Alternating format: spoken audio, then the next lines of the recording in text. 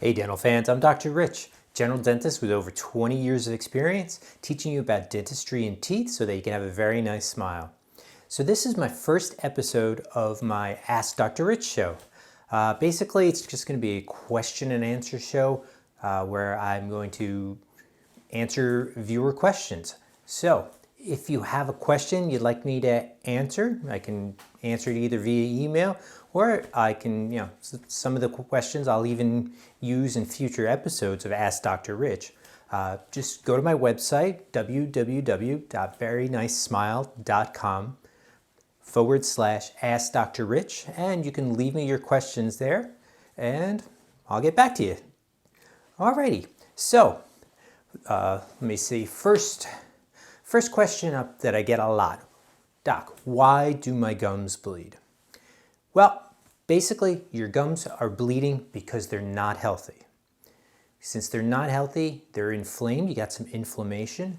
And anytime you touch them, when you brush, when you floss, when you eat something a little harder, a little crunchier, your gums are going to bleed. So why are your gums unhealthy? Your gums are unhealthy because there's plaque that's growing on your teeth. Plaque is basically all bacteria. It grows on your teeth and eats the foods you eat, and it replicates and keeps growing. Eventually it picks up minerals out of your saliva, turns into tartar, which is that hard crunchy stuff that you have to get scraped off at your dentist's office. But that bacteria there causes an immune reaction in your gums, and the first thing they do is they start to swell up a little bit. They turn bright red, and they bleed very easily. That's also known as gingivitis, inflammation of the gingiva. It's best treatment for it is to see your dentist, especially if it's been more than 6 months since the last time you had a dental checkup and cleaning. See your dentist, get your teeth cleaned, and then from then on, you got to make sure you got to brush twice a day, every day, and you need to floss every single day. You can't let the plaque build up onto your teeth. Once you start brushing every day, twice a day, once you start flossing daily, you'll notice that when you go to brush and floss, your teeth won't bleed anymore, and your gums will be healthy. Now, how long can you go without brushing or flossing? It doesn't actually take very long. If you skip a day of flossing, usually by the next day, if I miss a day flossing, by the next day I go to floss, I'll have 1 or 2 spots where my gums might bleed a little bit. So it's important you got to keep on it and just be regular about it. Even with brushing and flossing every day, you still need to go in to see your dentist every 6 months or so and get your teeth cleaned professionally, because no matter how good a job you'll do, there's always going to be little spots you miss and little nooks and crannies in your teeth where you just quite can't reach with the floss or a toothbrush. And once the plaque stays there, it'll turn into tartar, and then there's no way you're going to be able to remove it yourself. You need metal instruments to remove it. And that's where your dentist and dental hygienist come in. They clean it up and you're hopefully good as new, and then you keep taking care of your teeth. All right. Next question. Does your face or tongue swell up when you get Novocaine? No. Neither your face nor your tongue swell up when you get Novocaine or any type of dental anesthetic. Technically, Novocaine I don't think is even made anymore. The current anesthetics that I use in my office are lidocaine, articaine, and mepivacaine. But basically, those anesthetics, when I use them to numb up your tooth, depending on where the tooth is, will also numb up some parts of your face and mouth. Usually when I'm numbing a lower tooth, half your tongue is going to go numb, and half of your lower lip will go numb as well. Sometimes when I'm numbing an upper tooth, especially an upper front tooth, part of your nose will go numb. And then sometimes if I'm working on a tooth way in the back, like one of your wisdom teeth, the back of your mouth will get numb and feel kind of weird. And it's just that numb feeling. It's the same type of feeling you get when your arm falls asleep or your leg falls asleep. It kind of feels strange. Everything's still the same size, normal size. It just feels funny. although that can be scary to some people if they're not used to it.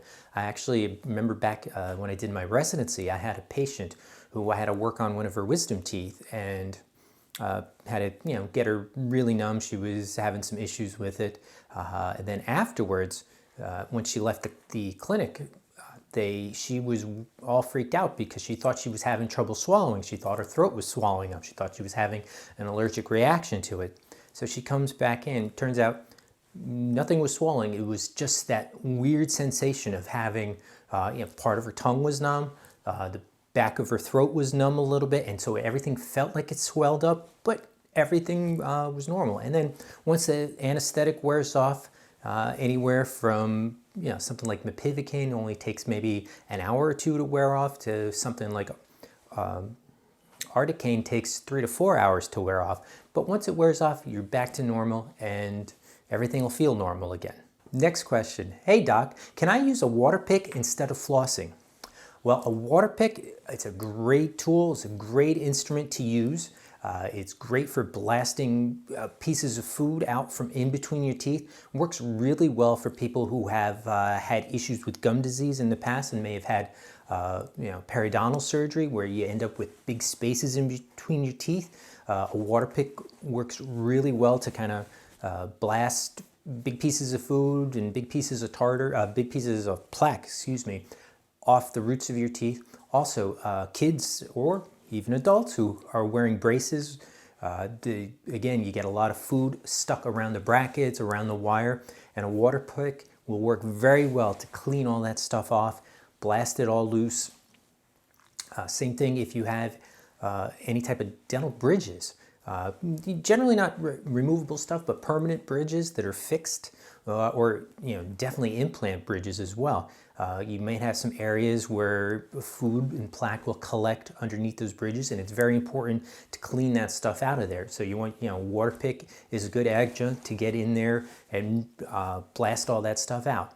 That being said, though, it's still important to floss, and it's still important to use things like floss threaders, super floss, proxy brushes to actually scrub the teeth, parts around the implant, parts of under the bridges, because while a waterpik can remove most of the stuff, it's still going to leave a little film of plaque that still attaches to the teeth and to the bridges.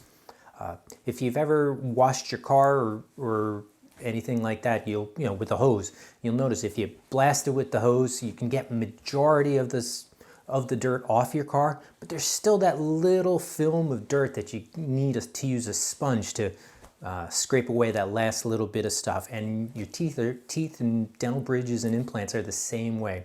A waterpik, you can blast all that stuff, the big loose stuff, and get majority of it off, but you still need to go back in there and scrub that last little film of plaque off of those. Because waterpik, it's higher pressure, but it's not a power washer where you can really blast stuff off with a power washer, but that's a little bit too dangerous to use in your mouth. So definitely don't use a power washer in your mouth. All right, well, thanks so much for watching, and if you enjoyed this episode, please hit the thumbs up button and subscribe to the channel. I put out weekly videos, and I'll be putting out these new Ask Dr. Rich videos.